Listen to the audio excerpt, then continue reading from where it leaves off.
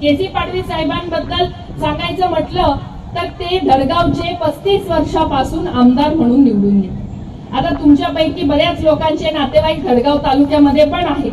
धडगाव तालुक्यातल्या तुमच्या नातेवाईकांना विचारायचं मी जे सांगते आहे।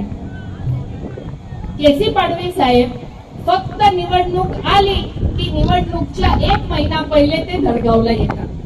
धडगावला आल्यानंतर त्या ठिकाणी मला तिथले कार्यकर्तेच सांगत होते, कारण मागच्या निवडणुकीमध्ये तर ते आणि मी असं कधी आमने सामने आलोच नाही। एवढा मोठा मतदारसंघ होता, मी माझा प्रचार करत होती, ते त्यांचा करत होते।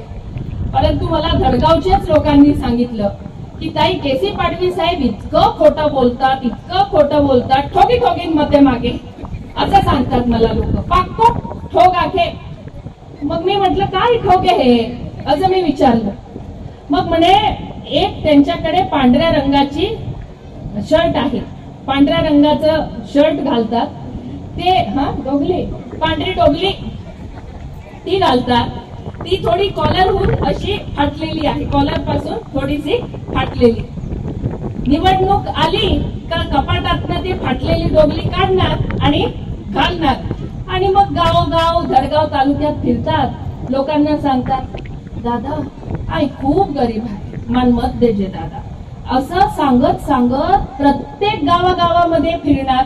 लोक ती फाटली डोगली बघतात, लोकांना वाटतं ओ दादो तपाको गरीब आहे असं वाटतं। मग हा बाबा आपला 1 महिना केसी पाडवी साहेब धडगाव तालुक्यातल्या सर्व गावांमध्ये ते फाटली डोगली घालून प्रचार करतात आणि लोकांना वाटतं फार गरीब आहे, फाटले कपडे घालून येते प्रचाराला। इलेक्शन संपलं, लोकांना उल्लू बनवून झालं